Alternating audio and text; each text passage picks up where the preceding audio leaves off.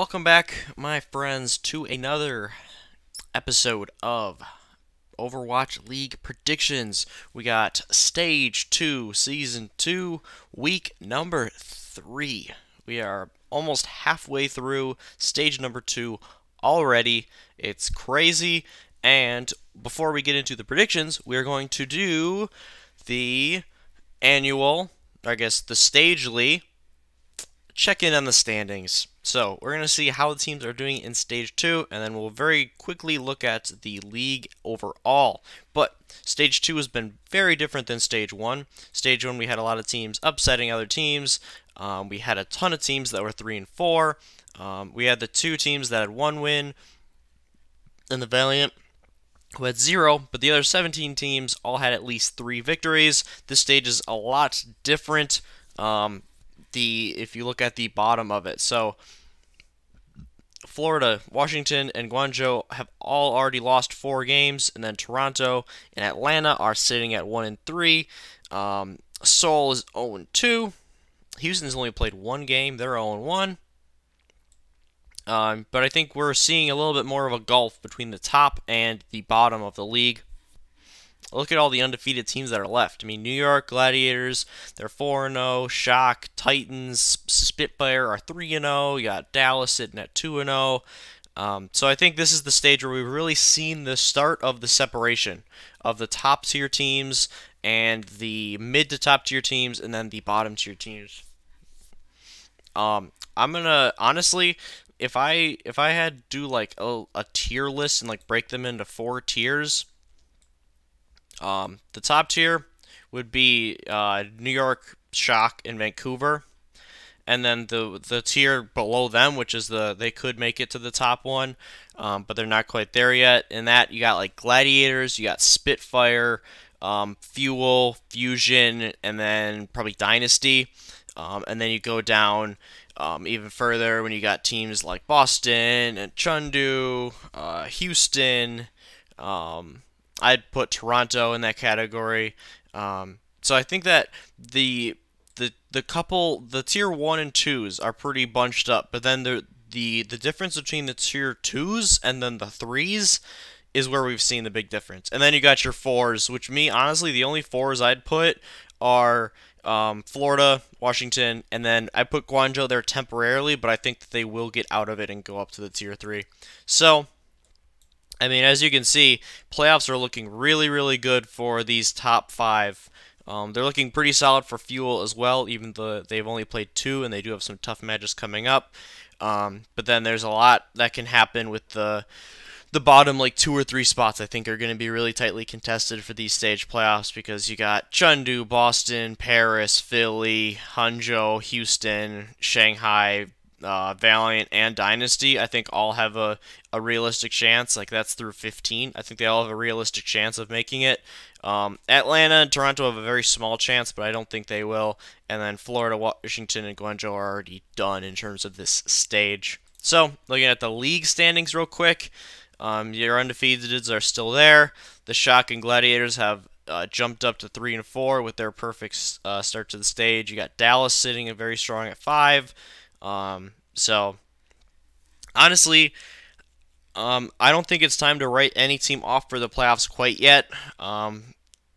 Justice and Mayhem are getting there. They're getting pretty close with that horrendous map differential. They're 1 and 10. Valiant and Guangzhou, if they go on a couple more losing streaks, they will be in that same category. But then other than that, it's like Shanghai, they're sitting at 16. They could make the playoffs. They could at least make the play-in, because if you're at number 12, you make the play-in. So, for the 7th and 8th spots. So, I think it's still very open. We've seen some teams drop drastically in performance, like the Charge. We've seen other teams step it up, like Houston or Chengdu. So, there is still a lot of mystery going on here, and I think these next 2 weeks are going to be incredibly important, and we have some very close matchups. I think weeks 3 and 4 and 5, even though week 5 is shortened, I think we have much better matches than weeks 1 and 2. We saw a lot of blowouts there, and I think we're going to have more teams that are that will put up good fights. So we're gonna jump right into it. After that, New York Excel, Philadelphia Fusion. So these teams played week 1. They were the first match of stage number 2, and New York clobbered Philadelphia. They absolutely smashed them. The maps, we got Busan, we got Temple of Anubis, Blizzard World, and Watchpoint Gibraltar.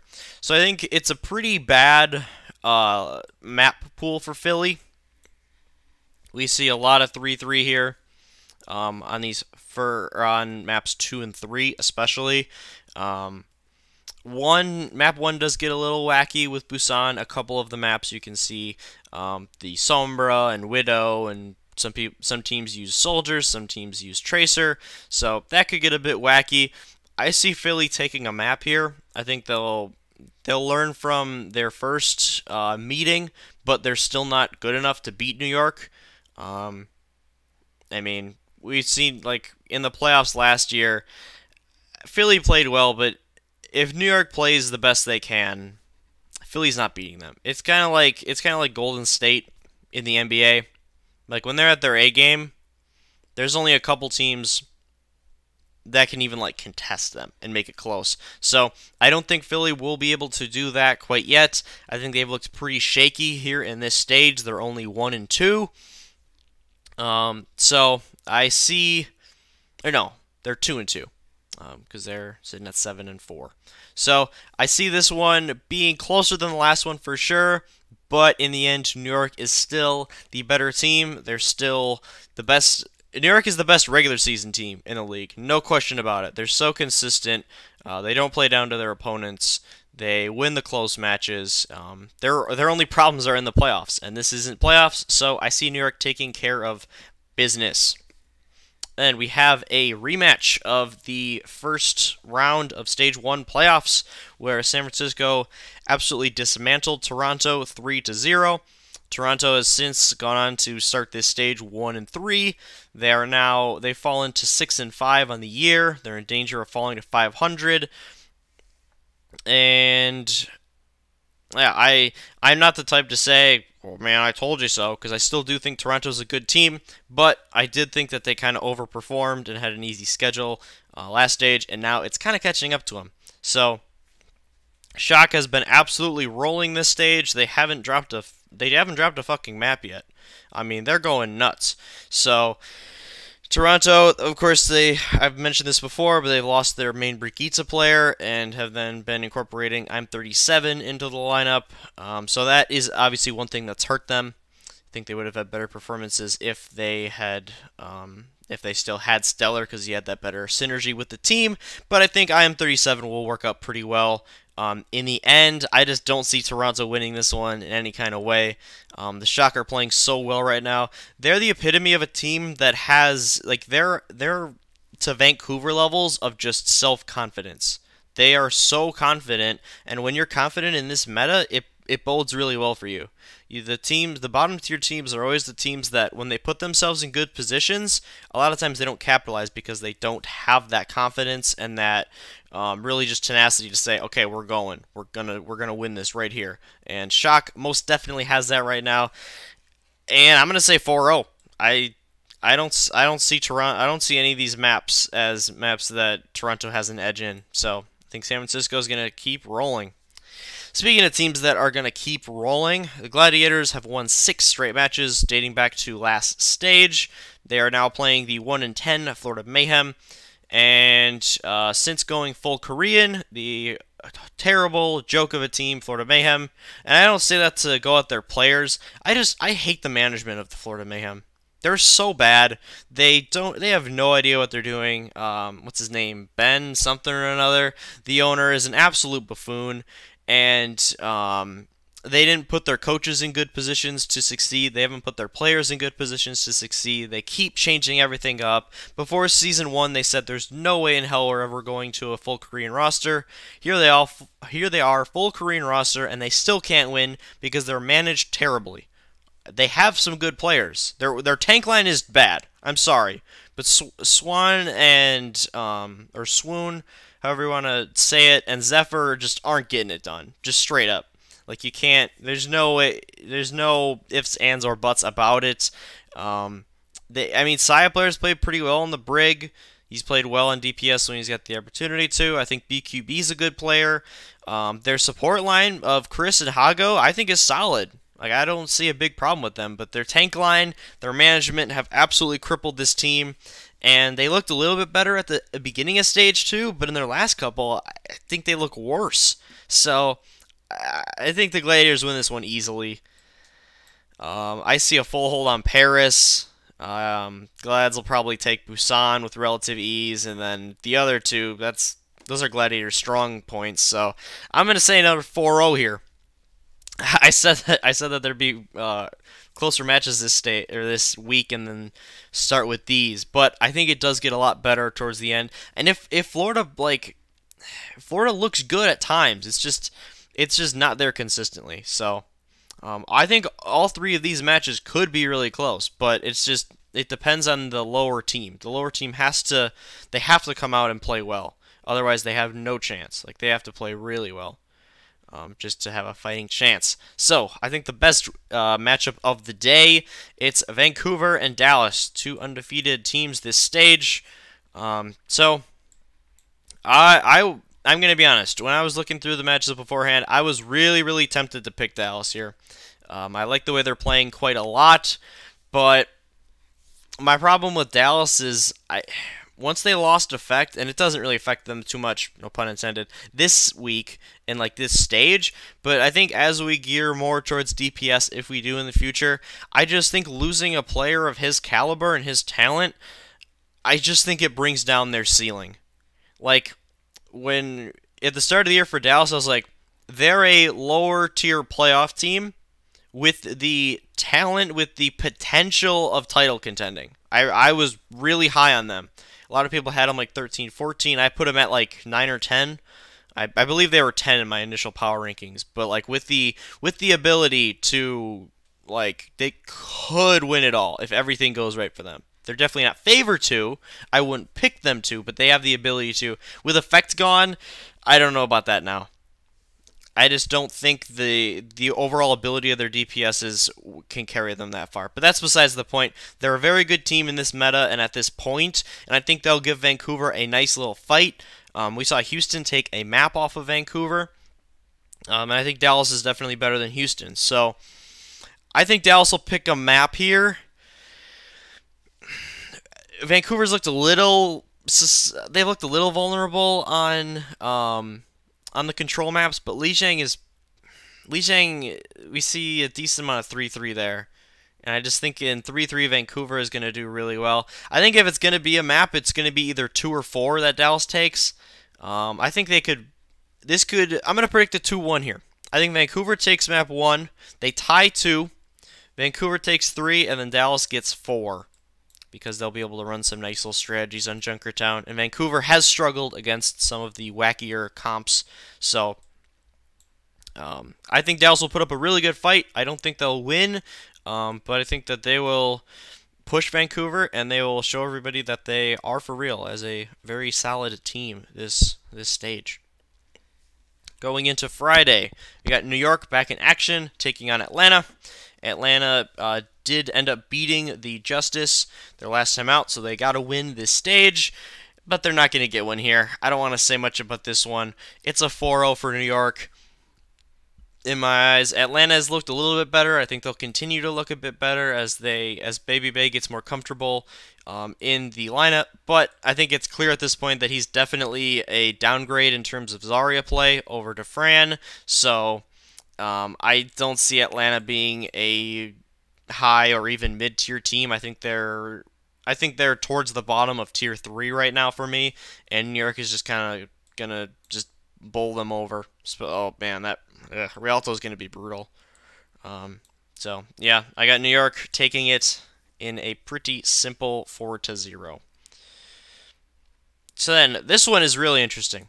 Philly Fusion taking on Houston Outlaws. Houston's only played one time this stage. They took on Vancouver. They won map 1, which was Busan, and then they went on to lose the next 3 maps, but they looked pretty decent on a lot of them. So I think Philly wins this matchup, but I think it's a 3-2. I think it's very close. I think that Houston takes map 1, Philly comes back and wins 2.